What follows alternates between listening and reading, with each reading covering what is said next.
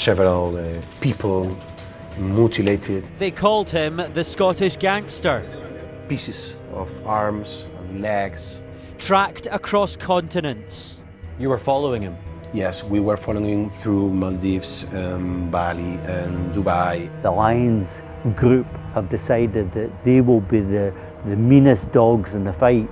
Sky News gets rare access. Did it ever cross your mind that they would be prepared to kill Yes, you? yes, of course. To the Spanish police on what they uncovered.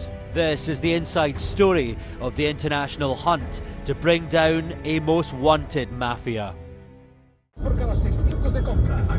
This journey is taking us to the front line of Spain's crackdown on big-time crime. How long then have you been working on this? We have been for 3 years, more or less. We've been given rare access to undercover officers tackling a cartel with no borders. At the centre of it all, a Scottish figure, Steven Lyons, head of the Lyons crime family, linked by police to a criminal drug trafficking and money laundering operation across the globe. They have been for 20 years in Spain and all over the world committing crimes. What did the surveillance look like? How long were you looking at him and monitoring his movements? So they went together to the same places. They did a lot of special meetings in one flat just for talking about the criminal businesses. If we were in a close residence, for example, and they realized that we were surveillance them, we could be in troubles. They would shoot you? Yeah. And did it ever cross your mind that they would be prepared to kill Yes, you? yes, of course. But lucky for us, just the 1 or 2 times we were very close to them, they were looking at our cars. And then the next phase, the raids, the police showdown Spanish style. Evidence gathered, but the grimmest of discoveries came in a stash of photos tucked away in the flat. Do you think that they were keeping these photos of mutilated bodies as trophies? This was what will happen to you if you cross us. For sure, we know that they are capable. Oh my God. You see that? Someone's arm. We are trying to identify them. It's essentially a meat grinder that you would see in a butcher's, because you can see the hand draped over the top and then the torso through the middle and blood all over the floor. Yeah. I mean, this is... I don't know, this is a kind of an industry, metal industry or something like that. Never seen anything on this scale before, have you? No, this is not usually to find, not even in the searches, not even for the top-level criminal organizations.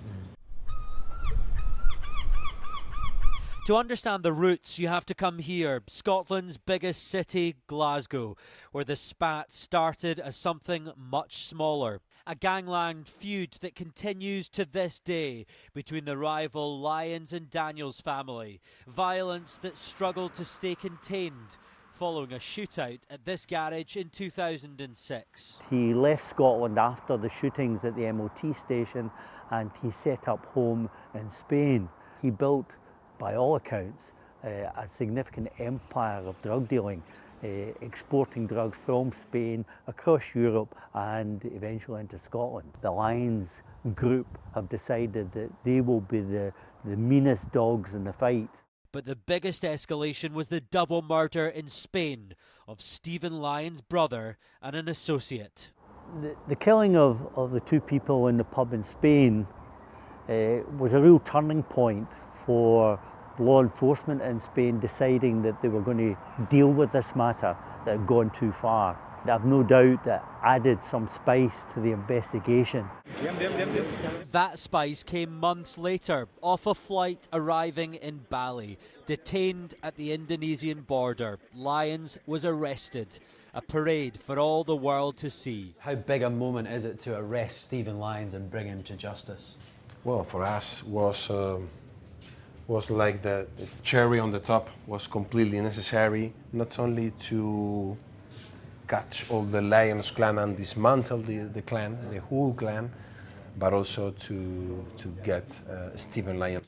And then the story shifts here to the Netherlands. Steven Lyons' lawyers essentially accuse the Spanish of kidnapping him in Bali, putting him on a flight here to Amsterdam, where Dutch judges have been deciding whether or not he can be sent back to Spain to face justice. Now, I sat just a metre behind Steven Lyons at an earlier hearing here in Amsterdam, and he cut a really diminished figure. He was complaining about a lack of access to his medication, apologising to the judges for his appearance. And that stands in stark contrast for a man who's portrayed around the world as being a global gangster, apparently on the run.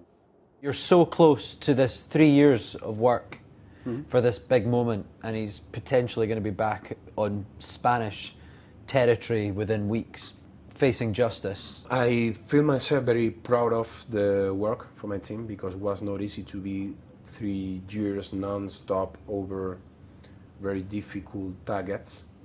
But for us, it's not the end. For years, he stayed out of reach, moving through cities, crossing borders, slipping past the moment where the law could catch up. Now that distance has closed. Lyons has yet to face the case against him in Spain, but the officers who followed him across continents, this chase has changed. For the first time, they're no longer looking for him, they're waiting for justice to catch up.